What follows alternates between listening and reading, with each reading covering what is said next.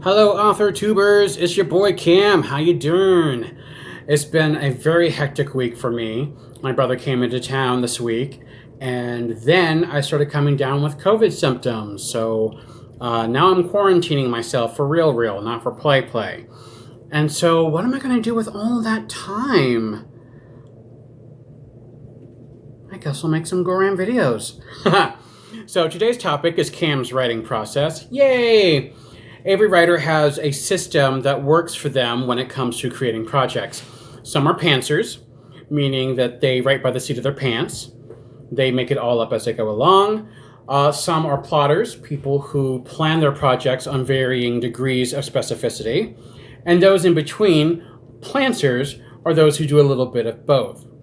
Now, as I said in my intro video, I used to pants, writing with reckless abandon, until I realized that my stories were never ending. So in 2009, I broke down and I plotted every detail of what I wanted to happen in the novel, and lo and behold, I slapped the end on that sucker.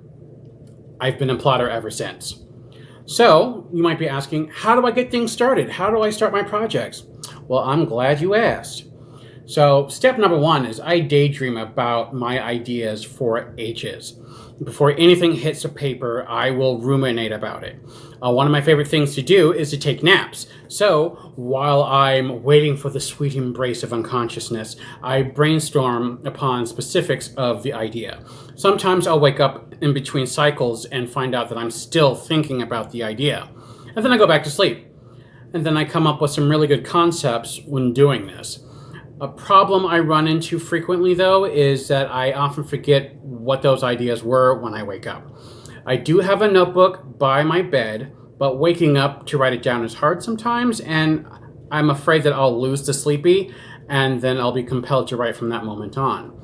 On work nights, that is not ideal. So step two, once I feel confident that I have something I can work with, I start writing them down in a notebook. Usually it's just a main premise, maybe some character names, maybe some plot ideas.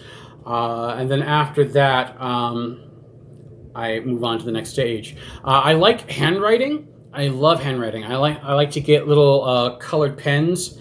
I just love seeing my handwriting in colored ink. It's just amazing and wonderful. But I have arthritis in my hands, and I've had that since I was a kid. So it prevents me from writing all day long. So I usually take it in like 2-minute spurts. Otherwise, I have my Google Docs app on my phone and my tablet if I ever need to plot abroad. Step three, once I have the characters and the premise and maybe a plot idea figured out, then I start outlining. And I like to be very specific. I need to know every little thing that's going to happen. Otherwise, I get lost. I get thrown for a loop, and chaos reigns, and that's just not happening. I don't like that. I don't like to leave too much room for spontaneity because it causes too much chaos that I didn't plan for. And it doesn't mean it never happens, but I'm usually like, can I not do that? That'd be great. Step four, usually people experience writer's block. Like pantsers will usually experience writer's block as they're writing that first draft. My writer's block comes in when I'm writing the outline, because essentially it is my first draft. So if I get stuck, I get stuck. I cannot skip ahead. I cannot plan another scene because it messes with my flow. I hate the idea of having to work harder than I have to, so going back to fill in what I missed before really frustrates me. So I usually go back to taking naps to brainstorm the solution. So sometimes even going to the bathroom helps. I don't know, I always get the best ideas in the bathroom. Why is that? Let's see here. Once the solution has been reached, I can move forward. Now, once the outline is finished, then the writing begins when the motivation is there. So to usually keep the motivation up, I will write to music.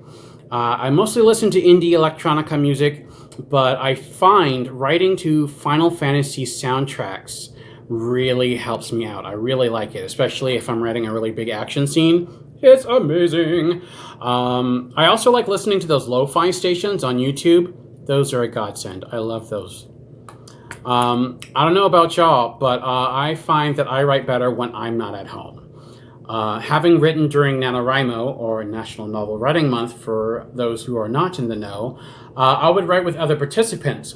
So writing with a group of people has always been fun for me, and I like to leech off of that creative energy around me. So writing alone has no appeal to me. But now that COVID is out there, it's a lot harder to do.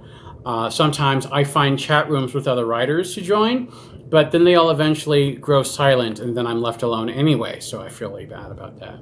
I also hate writing at home because I have the TV and I have the bed here calling to me at all hours of the day. Usually when I'm getting ready to write, I'm sitting down, I've got the document open, I'm like, yeah, I got the music on, I'm in the zone. I type a sentence and then I get drowsy. I'm like, I need to take a nap now. And nothing gets done. I know I don't like writing by myself, but we may never be able to hang out in a large group again, so I just gotta adapt to that, you know? So I think that's everything in my process. If there's anything else that you'd like to know that you think maybe I didn't address, or, hey Cam, what about that time you did the thing at the place with the people? I want to know about that. Drop me a comment and I'll respond, and if it's something that I do, then I will answer that question and I'll respond. Thank you very much for watching. I greatly appreciate it. I hope you have a wonderful day, and may the words be ever in your favor.